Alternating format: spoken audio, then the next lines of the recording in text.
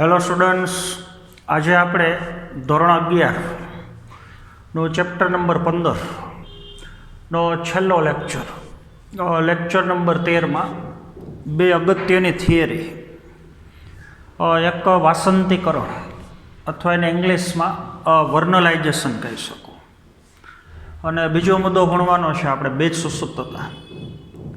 તો સૌથી પહેલાં આપણે વાસંતીકરણ એટલે શું એ ખાસ કરીને ક્રિયા આપણે સમજવાની છે. તો સૌથી પહેલાં તો વાસંતીકરણની વ્યાખ્યા. તો અમુક વનસ્પતિમાં ગુણાત્મક રીતે અને જથ્થાત્મક રીતે અથવા ગુણાત્મક રીતે અને માત્રાત્મક રીતે નીચું તાપમાન આપવાથી એ વનસ્પતિમાં પુષ્પસર્જનની પ્રક્રિયા પ્રેરી શકાય છે.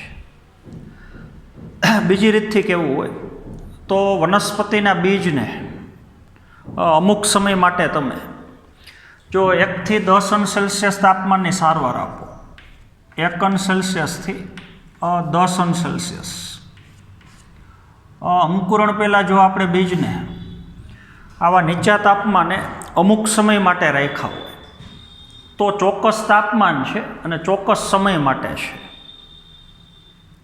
તો ગુણાત્મક અને માત્રાત્મક. તો ગુણાત્મક એટલે 1 થી 10 અંશ સેલ્સિયસ અને માત્રાત્મક એટલે અમુક સમય માટે આપણે આપીએ છીએ. તો વનસ્પતિના બીજને નિશ્ચિત નીચા તાપમાન એટલે કે 1 થી 10 અંશ સેલ્સિયસ તાપમાન અમુક સમય માટે પૂરા પાડવાથી એ બીજનું અંકુરણ સારી રીતે થાય છે, એ છોડ સારી રીતે પરિપક્વ બને છે અને પુષ્પસર્જનની પ્રક્રિયામાં સામાન્ય છોડ કરતાં વધારે થાય છે. તો આવી બીજને આપણે નીચા તાપમાનની જે કૃત્રિમ રીતે સારવાર આપી એ ઘટનાને તમે વાસંતીકરણ કહી શકો. તો ટેક્સ્ટબુક પ્રમાણે આપણે વ્યાખ્યા લેવી હોય તો અમુક વનસ્પતિના બીજને ગુણાત્મક અને માત્રાત્મક રીતે નીચું તાપમાન અથવા ઓછું તાપમાન પૂરું પાડવાથી એ વનસ્પતિમાં પુષ્પસર્જનની પ્રક્રિયા એ આપણે સારી રીતથી પ્રેરી શકીએ છીએ. તો એ ઘટનાને આપણે વાસંતીકરણ કહીએ છીએ. તો એ વાસંતીકરણનું હવે મહત્ત્વ, જો વનસ્પતિને ખાસ કરીને એના બીજને નિશ્ચિત નીચા તાપમાન એ અમુક સમય માટે જો એને પૂરા પાડ્યા હોય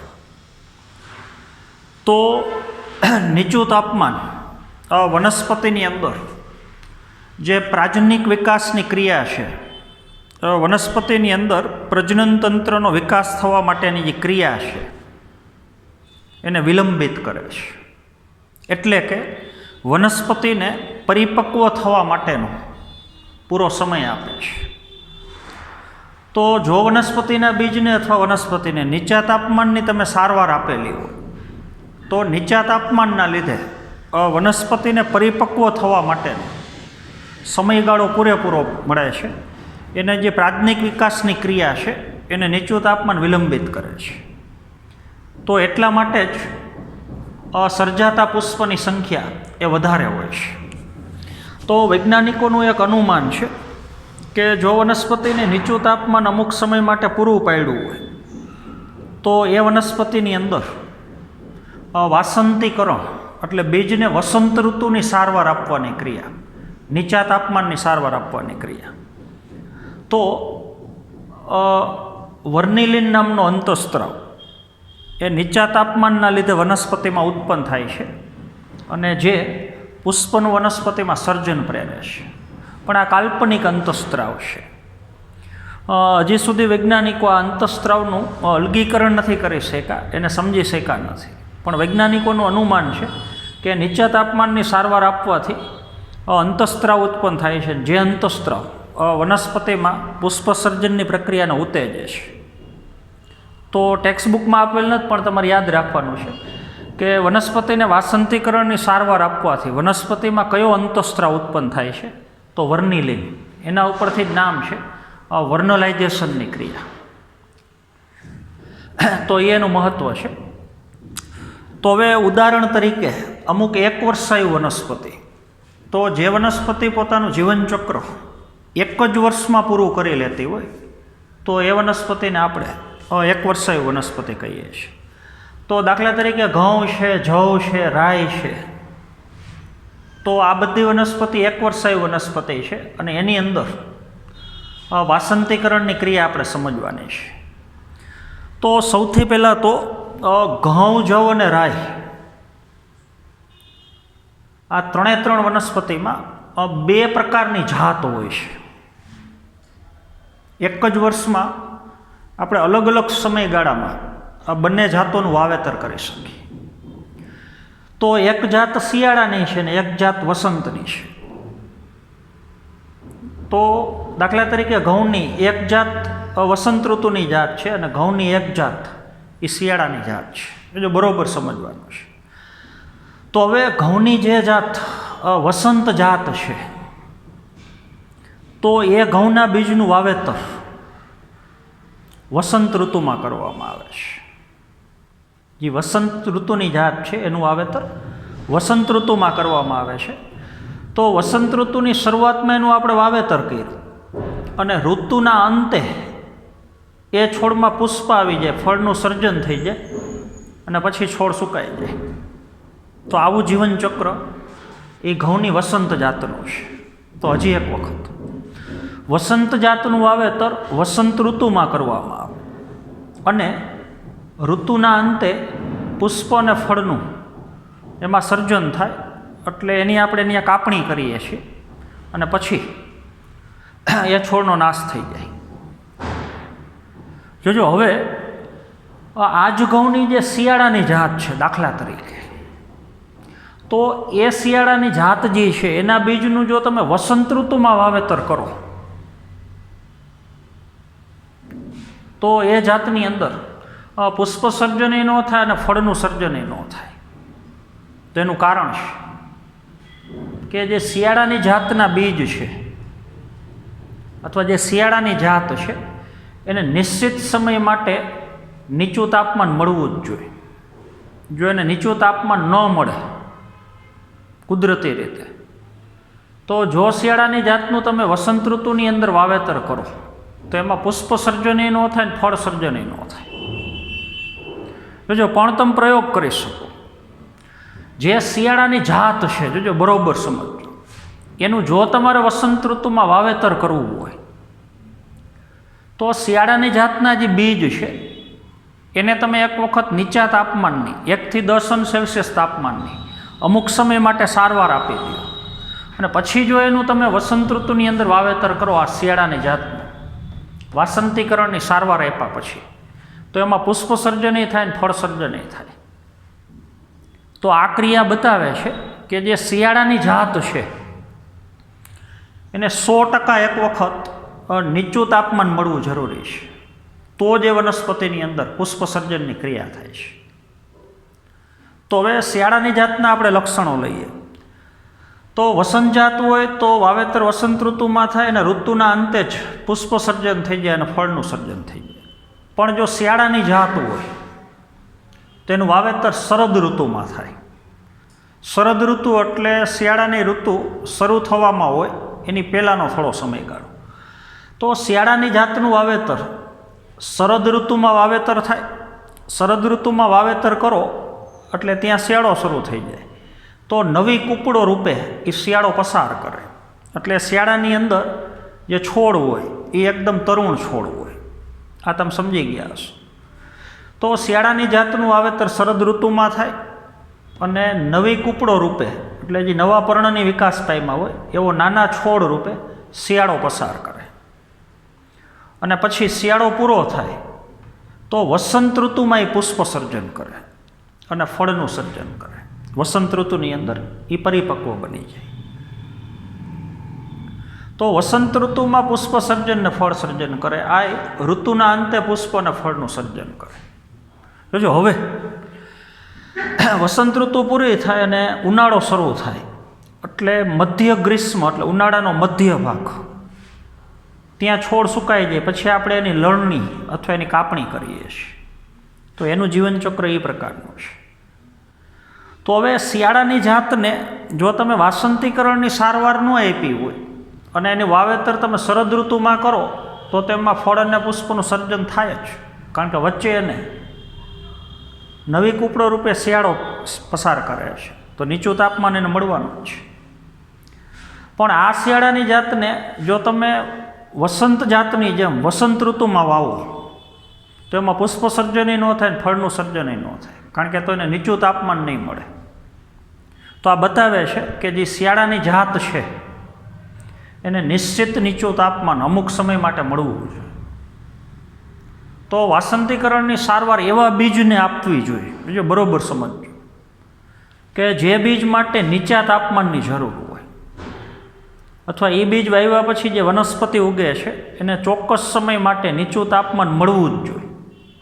એવી જાતિનું તમારે વસંત ઋતુમાં વાવેતર કરવું હોય તો એ બીજને પહેલાં તમે વાસંતીકરણની સારવાર આપી દો, તો પછી એને જીવનચક્ર દરમિયાન નીચું તાપમાન મળે કે ન મળે તો એમાં પુષ્પ સર્જન અને ફળનું સર્જન થશે જ.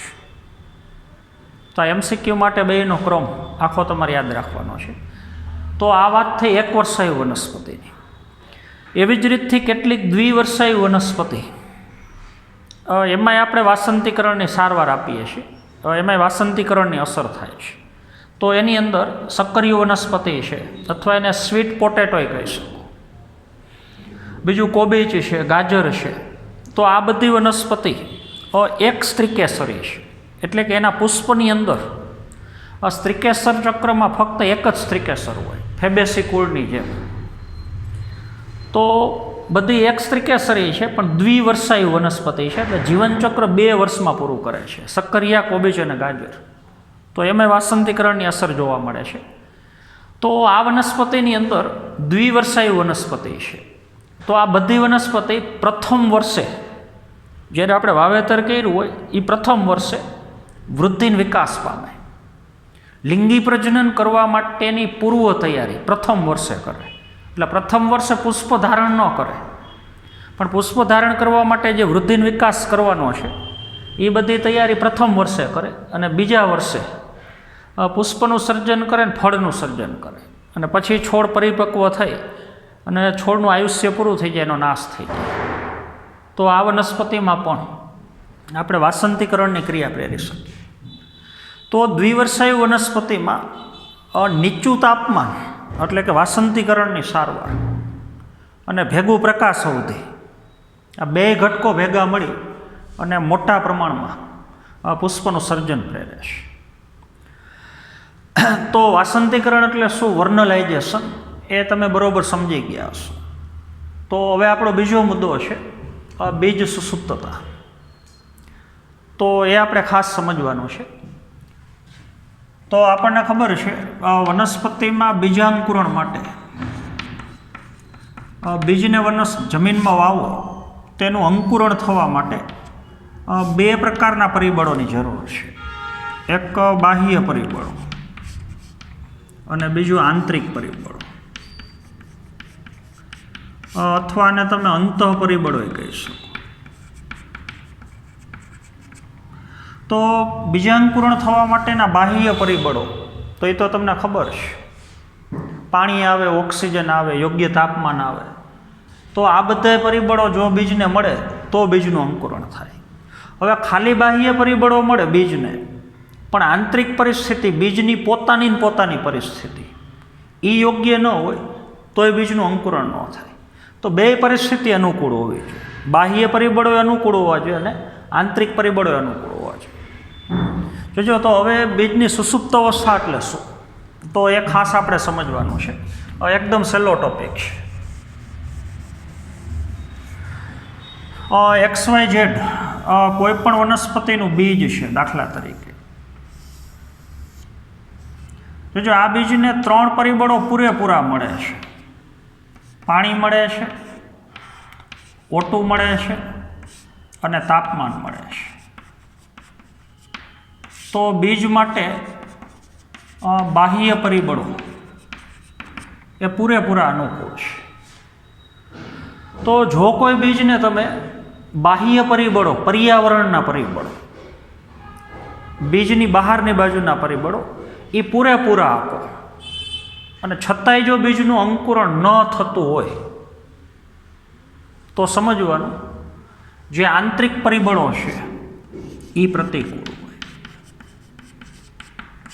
અથવા અંતઃ પરિબળો એમાં કંઈક પ્રતિકૂળતા હોય. બસ તો આ પરિસ્થિતિને કહી શકો બીજ સુસુપ્તતા. તો કોઈ પણ વનસ્પતિના બીજ માટે પર્યાવરણના પરિબળો, બાહ્ય પરિબળો પૂરેપૂરા અનુકૂળ હોય, એટલે કે બીજને બાહ્ય પરિબળો બધાય મળતા હોય અને છતાંય જો બીજનું અંકુરણ ન થતું હોય, બીજની પોતાની પરિસ્થિતિ, આંતરિક પરિસ્થિતિ, દાખલા તરીકે અંદરનો ભ્રૂણ હજી પૂરેપૂરો પરિપક્વ ન હોય, તો બીજની પોતાની પરિસ્થિતિ જેના લીધે બીજ અત્યારે અંકુરણ પામી શકતું નથી, તો એ પરિસ્થિતિને તમે બીજની સુસુપ્ત અવસ્થા કહી શકો. તો હજી એક વખત વ્યાખ્યા, બીજાંકુરણ થવા માટેના બીજને બધાય પર્યાવરણના પરિબળો, બાહ્ય પરિબળો પૂરેપૂરા મળતા હોય, બધાય પરિબળો અનુકૂળ હોય અને છતાંય બીજનું જો અંકુરણ ન થતું હોય તો સમજવાનું કે આંતરિક અથવા અંતઃ પરિબળો, એક કે વધારે પરિબળો, એમાં ક્યાંક પ્રતિકૂળતા છે. તો એના લીધે બીજનું અંકુરણ ન થવાની ક્રિયા, જેને આપણે આ બીજની સુસુપ્ત અવસ્થા કહીએ છીએ. તો અલગ અલગ બીજની અંદર બીજ બન્યા પછી સુસુપ્ત અવસ્થાનો સમયગાળો એ અલગ અલગ હોય. અમુક વનસ્પતિમાં બીજ બન્યા પછી બીજ સુસુપ્તતાનો સમયગાળો અમુક અઠવાડિયાનો હોય, અમુક જાતિમાં અમુક મહિનાનો હોય, અમુક જાતિમાં ઘણા બધા વર્ષોનો હોય. એવા બીજ એ હોય છે કે જેમાં સુસુપ્ત અવસ્થાનો સમયગાળો 15 કે 20 વર્ષ સુધી હોઈ શકે. તો 15 કે 20 વર્ષ સુધી એ બીજનું અંકુરણ જ ન થાય. 15-20 વર્ષ બીજ જૂનું થાય, એની જ્યારે સુસુપ્ત અવસ્થા પૂરી થઈ જાય પછી બીજનું અંકુરણ થાય. તો બીજ સુસુપ્તતા એટલે અમુક સમય માટે બીજની વૃદ્ધિ સ્થગિત થઈ જવાની ક્રિયા. તો ખેતીવાડીમાં આપણે જે પાક લઈએ છીએ એ આપણને ખબર છે, હજી તાજા બીજ હોય, નવા બીજ, એને તરત વાવો તો ઉગે નહીં, કારણ કે ત્યારે બીજ સુસુપ્ત અવસ્થામાં હોય. તો કોઈ પણ બીજની અંદર સુસુપ્ત અવસ્થા પૂરી થયા પછી બીજનું અંકુરણ કુદરતી રીતે શક્ય બને. તો બીજ સુસુપ્તતા એટલે શું એ વ્યાખ્યા તમે વ્યવસ્થિત સમજી ગયા હશો. તો બીજ સુસુપ્તતા દરમિયાન બીજની વૃદ્ધિ સ્થગિત થાય છે, વૃદ્ધિ થતી અટકી જાય છે, અંદરનો ભ્રૂણ ત્યાં સુધી નિષ્ક્રિય હોય. તો હવે બીજ સુસુપ્તતા થવા માટેના કારણો ઘણા બધા છે. અલગ અલગ જાતિમાં કારણો અલગ અલગ હોઈ શકે. તો એમાં સૌથી પહેલું કારણ અપ્રવેશશીલ અને સખત કે કઠણ બીજાવરણ. ઘણી વખત એવું હોય કે બીજની ફરતી બાજુનું જે બીજાવરણ છે એ પાણી અને ઓક્સિજન માટે અપ્રવેશશીલ હોય. પાણીનો ઓક્સિજન તો બીજને મળે છે, પણ બીજની પોતાની પરિસ્થિતિ એટલે બીજાવરણ એ ઓક્સિજન અને પાણી માટે હજી અપ્રવેશશીલ છે. તો ઘણી જાતિમાં એવું હોય કે બીજ બન્યા પછી જે તાજા બીજ હોય એનું બીજાવરણ અમુક સમય માટે H2O અને O2 માટે અપ્રવેશશીલ હોય. તો એ બીજાવરણ અપ્રવેશશીલમાંથી જ્યાં સુધી પ્રવેશશીલ ન થાય ત્યાં સુધી જોવા મળતી સુસુપ્ત અવસ્થા, તો જે બીજાવરણના લીધે છે. તો એક કારણ આ છે. બીજું કઠણ અને મજબૂત બીજાવરણ. અમુક વનસ્પતિના બીજમાં ફરતી બાજુનું જે બીજાવરણ હોય, બીજની ફરતી બાજુ, એ એટલું બધું કઠણ અને મજબૂત હોય કે બીજનું જ્યારે અંકુરણ શરૂ થાય ને ભ્રૂણમાંથી વિકાસ પામતો જે છોડ હોય એ છોડ એ બીજાવરણને તોડીને બહાર જ ન નીકળી શકે. તો એટલા કઠણ અને મજબૂત બીજાવરણ છે. આ બે મુદ્દા અલગ અલગ છે. O2 અને H2O એટલે કે ઓક્સિજન અને પાણી માટે અપ્રવેશશીલ બીજાવરણ હોય, અથવા અમુક વનસ્પતિના બીજના બીજાવરણ કઠણ હોય અથવા સખત હોય કે જેના લીધે અંદરથી વિકાસ પામતો છોડ એ બીજાવરણને તોડીને બહાર ન નીકળી શકે. તો આવું કારણ હોઈ શકે. બીજું અંકુરણ અવરોધક રસાયણની હાજરી હોઈ શકે. એમાં એ તમને ખબર છે, આપણે આગળ વાત કરી હતી કે જ્યાં સુધી બીજની અંદર એબ્સિસિક એસિડનું પ્રમાણ જિબ્રેલિક એસિડ કરતાં વધારે હોય. તો એબ્સિસિક એસિડ તમને ખબર છે જનીનનું પ્રત્યાંકન અટકાવે. પ્રત્યાંકન અટકાવે તો ડીએનએમાંથી એમઆરએનએ ન બને, એમઆરએનએમાંથી પ્રોટીન ન બને, પ્રોટીન અથવા ઉત્સેચક ન બને, તો ચયાપચયનો પ્રારંભ જ ન થાય. તો બીજની ફરતી બાજુનું જે બીજાવરણ છે એ બીજાવરણ અથવા અંદરનો ભ્રૂણ, જો બે જગ્યા, કાં બીજની ફરતી બાજુનું બીજાવરણ અથવા અંદરનો ભ્રૂણ, એમાં જો આવા રસાયણોની હાજરી હોય, દાખલા તરીકે એબ્સિસિક એસિડ છે, ફિનોલિક એસિડ છે, પેરાએસ્કોર્બિક એસિડ છે, તો આ ત્રણ રસાયણો એ અંકુરણ અવરોધક રસાયણો છે. તો આવા રસાયણો જ્યાં સુધી બીજમાં હાજર છે ત્યાં સુધી બીજનું અંકુરણ ન થાય, ત્યાં સુધી બીજ સુસુપ્ત અવસ્થામાં રહે. ત્રીજું કારણ અપરિપક્વ ભ્રૂણ. જો તાજું બનેલું બીજ હોય, હજી બીજનું સર્જન જ થયું હોય, જે આપણે લણણી જ કરી હોય બીજની, તો એ બીજની અંદર બીજાવરણની અંદરની તરફ જે ભ્રૂણ હોય એનો હજી થોડો ઘણો વિકાસ બાકી હોય, એ હજી પૂરેપૂરો પરિપક્વ ન હોય. તો એને પરિપક્વ થવા માટે જેટલો સમય લાગશે ત્યાં સુધી બીજ સુસુપ્ત અવસ્થામાં હોય. તો આ ત્રીજું કારણ છે. તો ત્રણ મુખ્ય કારણો: અપ્રવેશશીલ અને સખત કે કઠણ બીજાવરણ, એબ્સિસિક એસિડ, ફિનોલિક એસિડ અને પેરાએસ્કોર્બિક એસિડ જેવા અંકુરણ અવરોધક રસાયણની હાજરી, અને અપરિપક્વ ભ્રૂણ. તો આ એના માટેના કારણો છે. જો હવે આપણે સુસુપ્ત અવસ્થાનું નિવારણ કરવું હોય, એનો ઉપચાર કરવો હોય, દાખલા તરીકે કોઈ બીજની સુસુપ્ત અવસ્થા 5 વર્ષની છે દાખલા તરીકે કુદરતી રીતે, તો આ બીજનું અંકુરણ થવા માટે તમારે 5 વર્ષની રાહ જોવી પડે. ગમે એટલા બાહ્ય પરિબળો આપો છતાંય કુદરતી રીતે આ બીજનું 5 વર્ષ સુધી અંકુરણ ન થાય. તો હવે સુસુપ્ત અવસ્થા તોડવાની ક્રિયા, તો સુસુપ્ત અવસ્થાનું નિવારણ 2 રીતથી થાય. એક કુદરતી પ્રક્રિયા દ્વારા, એ તો આપણને ખબર છે. કુદરતી રીતે બીજની સુસુપ્ત અવસ્થા એ તો 5 વર્ષ પછી પૂરી થાય, તો ત્યાં સુધી આપણે એના બીજાંકુરણની રાહ જોવી પડે. તો સુસુપ્ત અવસ્થાનું નિવારણ, એનો ઉપચાર એ 2 રીતથી થાય. એક કુદરતી રીતે અને એક ઉપચાર છે માનવ પ્રેરિત છે, મનુષ્ય દ્વારા, એટલે કૃત્રિમ રીતે. તો આપણે ખાસ કરીને કૃત્રિમ રીતો સમજવાની છે. કુદરતી રીતે તો આપણને ખબર છે અલગ અલગ બીજમાં અમુક સમય પછી એની સુસુપ્ત અવસ્થા ઓટોમેટિક પૂરી થઈ જાય. પણ હવે આપણે કૃત્રિમ રીતે આ 5 વર્ષનો સમયગાળો પૂરો થાય એ પહેલાં જો આપણે બીજની સુસુપ્ત અવસ્થા તોડવી હોય, વચ્ચે આનું અંકુરણ શક્ય બનાવવું હોય, દાખલા તરીકે 1 વર્ષ પછી જ આપણે આનું અંકુરણ શક્ય બનાવવું છે, ખેતીવાડીમાં બીજનો ઉપયોગ કરવો છે, તો એનું નિવારણ અલગ અલગ રીતથી કરી શકીએ. તો એમાં બીજ સુસુપ્તતાનું નિવારણ કરવા માટેની પહેલી પદ્ધતિ જે ભૌતિક સારવાર અથવા યાંત્રિક પદ્ધતિ છે. તો કાંઈ નથી, બીજની ફરતી બાજુ જે બીજાવરણ છે, અંદર ભ્રૂણ છે, અને ભ્રૂણની ફરતી બાજુ બીજાવરણ છે. તો કૃત્રિમ રીતે બીજાવરણ ઉપર ઘસારો લાગુ પાડવાનો. એ બીજાવરણ ઉપર જ્યારે ઘસારો લાગુ પડે કૃત્રિમ રીતે, તો બીજાવરણ છે નબળું થઈ જાય, છિદ્રિષ્ટ થઈ જાય. તો સમય પહેલાં જ પાણી અને ઓક્સિજન માટે પ્રવેશશીલ થઈ જાય. તો એવા વનસ્પતિના બીજ કે જે બીજનું બીજાવરણ અપ્રવેશશીલ હોય, તો અપ્રવેશશીલમાંથી આપણે સમય પહેલાં જ પ્રવેશશીલ બનાવવું હોય તો ભૌતિક સારવાર આપી શકીએ. તો 2 પદ્ધતિનો ઉપયોગ કરી શકીએ. ખરબચડી સપાટીવાળો જે કાચ કાગળ હોય એનેથી બીજના બીજાવરણને ઉપર આમ ઘસી શકીએ.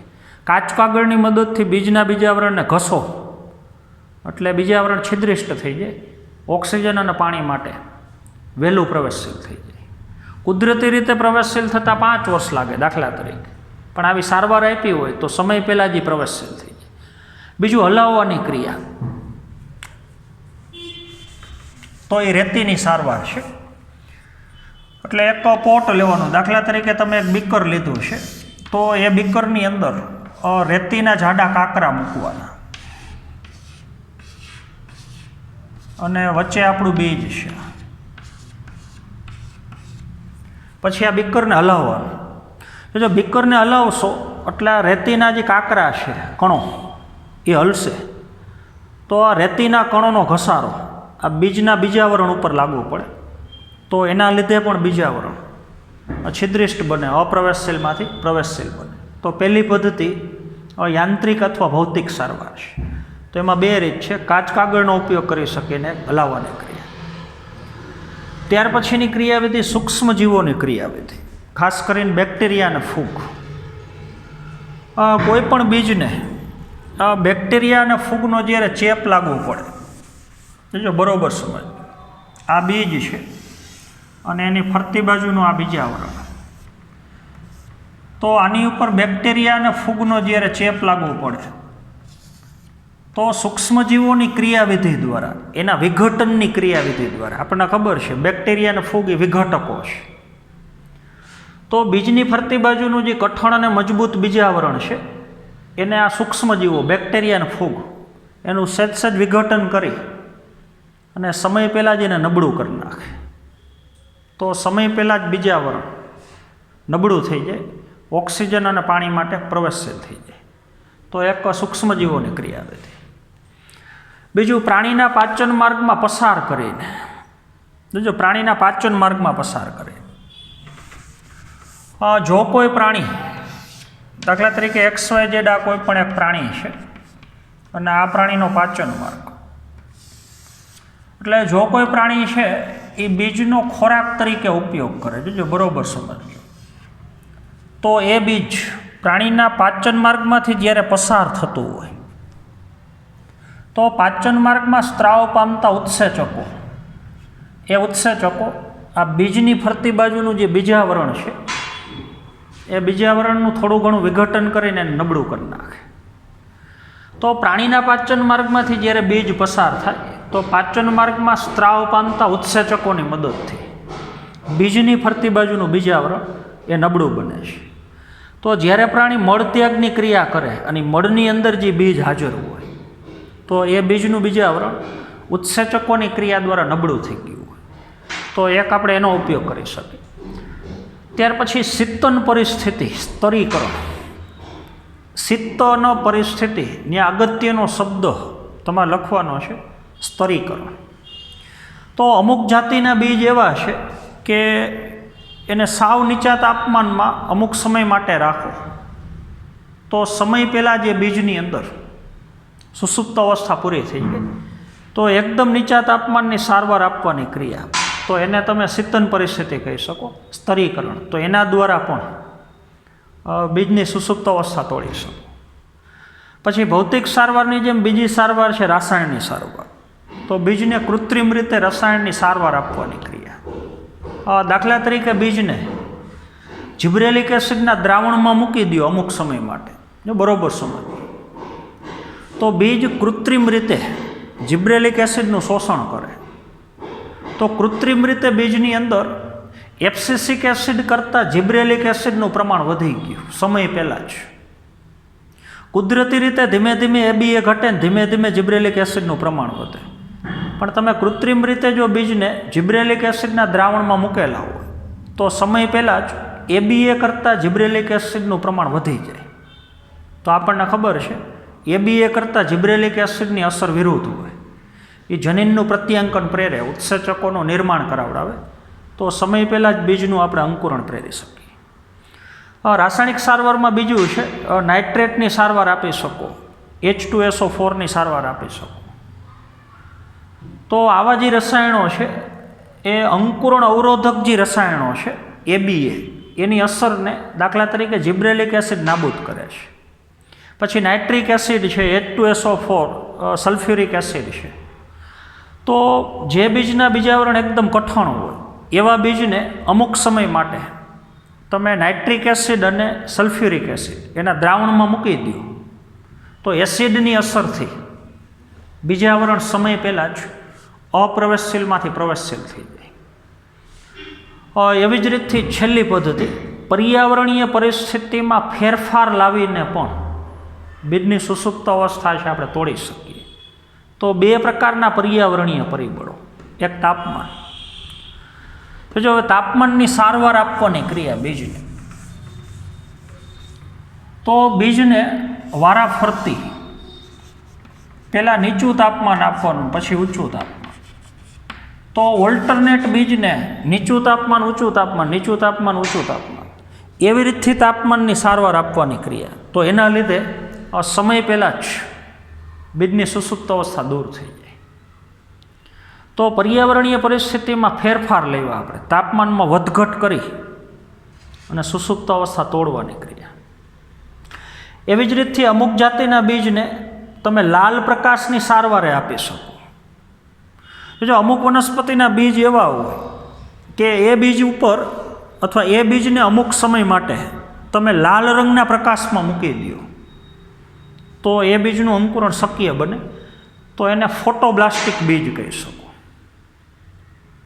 તો ફોટોબ્લાસ્ટિક બીજ એટલે લાલ પ્રકાશની હાજરીમાં અંકુરણ પામતા બીજ, અથવા એવા બીજને લાલ પ્રકાશની સારવાર આપો તો એ બીજનું અંકુરણ કૃત્રિમ રીતે તમે ઝડપથી પ્રેરી શકો. તો બીજ સુસુપ્તતા એનો આપણે સંપૂર્ણ અભ્યાસ પૂરો કર્યો. તો આ સાથે જ આપણું સંપૂર્ણ ચેપ્ટર અહીંયા પૂરું થાય છે. તો હવે આવતા પીરિયડથી આપણે આ યુનિટનું પહેલું ચેપ્ટર એટલે ચેપ્ટર નંબર 11, તો ત્યાંથી આપણે ફરી પાછો અભ્યાસ શરૂ કરવાનો છે. તો 11મું ચેપ્ટર, પછી 12મું, પછી 13મું, 14મું, બરાબર. તો આપણા આખા યુનિટની અંદર વનસ્પતિ દેહધર્મ વિદ્યા એમાં 11 થી 15 એટલે ટોટલ 5 ચેપ્ટર છે. એમાં 15મું ચેપ્ટર આપણે પહેલાં પૂરું કર્યું. તો ફરી પાછું આપણે 11, 12, 13, 14 તો એ ક્રમમાં હવે આપણે અભ્યાસ કરશું. તો આજના પીરિયડમાં આપણે અહીંયા સુધી રાખશું. Thank you.